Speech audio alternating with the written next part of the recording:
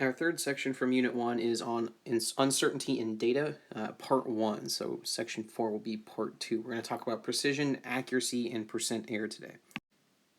So when scientists make measurements, they're never certain of those values. We must evaluate the accuracy and the precision of those numbers. Okay, even with the best instruments, there is a limitation to how good they are. Okay. So accuracy is how close a measured value is to what the accepted value actually is. Okay, we'll see what the difference is here in just a moment. And with precision is how close a series of measurements are to one another.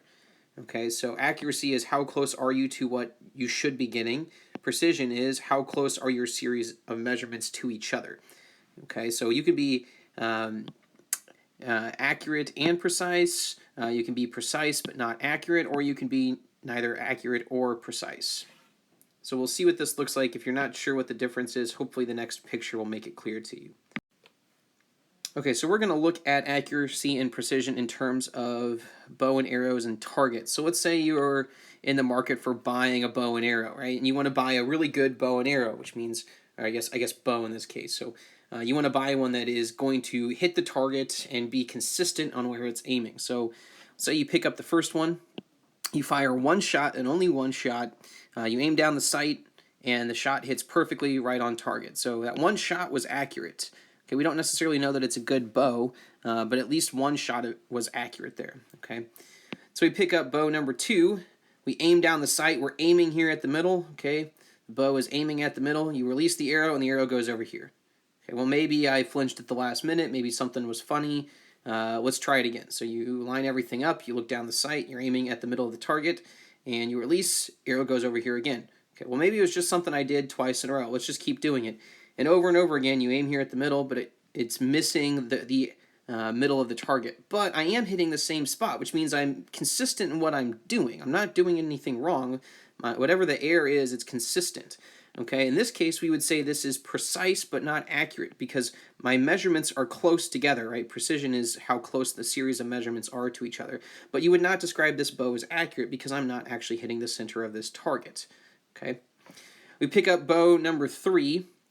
We aim the arrow, we look down the sight, aim at the middle of the target, release, we hit dead on, so it was accurate. Okay, we do it again with another arrow, same thing, right down the sight, down the middle, and it hits the target again. We do it a third time and over again, and we keep hitting the middle of this target. We hit the bullseye. That's going to be your best bow, okay? It is accurate and precise. We're hitting exactly where we mean to hit, and we're hitting it over and over again, which means it is consistent. Okay, so data that is accurate and precise is hitting the value that it's supposed to hit, all right, and it's hitting it over and over again. Here, this one's hitting the same points over and over again, but it's just not correct. This first one, we really need more data to tell us whether it was good or not. Perhaps it's a good bow because it did hit the target in the middle there, but who knows where a second, third, or fourth shot might have gone. We would really need to have more data to tell us whether this one was good or not. So this bow is definitely the best one of the bunch so far. We test bow number 4. Okay, you pick it up, you aim down the middle, you release, arrow goes off and up to the left. Okay, that was kind of weird. Let's try it again. Aim down the middle, you release, arrow goes off to the right. All right, this one's all over the place. You do it a third time just to see, down and to the left. Okay, this is not accurate or precise. I am not hitting the target, and I'm not hitting the same point every time. Okay, this would be a very bad weapon to purchase, okay? Hunting weapon to purchase. All right, you're not hitting where you're aiming for, and you're not being consistent either. At least over here, you know that if you're aiming here, you're always going to be hitting off to the left a little bit. So you might adjust your aim to be slightly over here, which might put the arrows on target. Over here, you have no idea where it's going.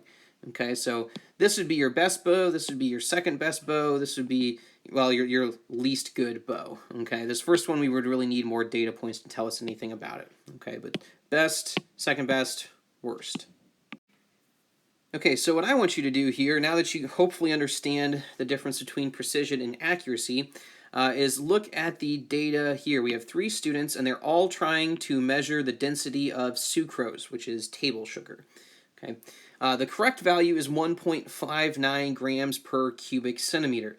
So you can see trial 1, trial 2, trial 3. Okay, you can see their densities right here. I wouldn't worry about looking at the error column right now, but we should be looking at this column, and this column. And I want you to tell me which one of these students' data is the most accurate and which one of these students' data is the most precise, or maybe both, or which one might be the worst. But I want you to take a look at these columns. And remember, thinking about the arrows hitting the target, what they're supposed to get versus what they actually got, and figure out which one of these is accurate, precise, or both, or neither. Okay, the one last thing for us to talk about is something called percent error. This is how far from an expected value the experimental value actually is. That's what error is. But we're going to think about it in terms of percent error, so percentage of how far off you are, not just a number of how far off you are. Error is calculated with the experimental value minus the accepted value. So you might have seen that on the previous slide there with the error columns. What this really means is you're taking your lab data minus what the actual value should be.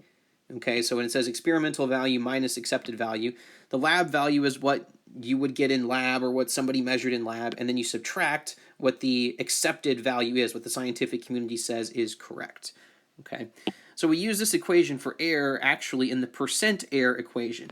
All right, and I would make sure that this is either screenshotted or in your notes, percent error. So what that actually is, it's the absolute value of the error. So we should have no negative percent errors because we have that absolute value bar across the top here. Okay, we should have the absolute value of error divided by the accepted value. Well, if we just replace this, okay, right, with what this is equal to, then what we really have is the experimental value minus the accepted value. We take the absolute value of that divided by what's accepted times 100. Okay. Now, in order for you to calculate this, you need several things. You need data from a lab. Okay, if you're doing a lab or watching a lab or looking at a scientist's numbers, and you need the accepted value for what the scientific community says is correct. Okay, so you need some information here to solve this. But percent error is equal to the absolute value of the experimental minus accepted, okay, divided by the accepted value, and then times 100 since it's a percentage. We're going to try a couple of problems here together. Okay, so here's an example problem for us. If we were doing this in person, I would weigh out a couple of pennies on a scale for us to get some percent errors from, but here we're just going to use the numbers that I've written down. So the question says, by U.S. mint regulations, pennies minted after the year 1982 should weigh 2.5 grams.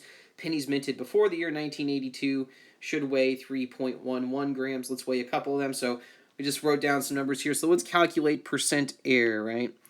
Okay.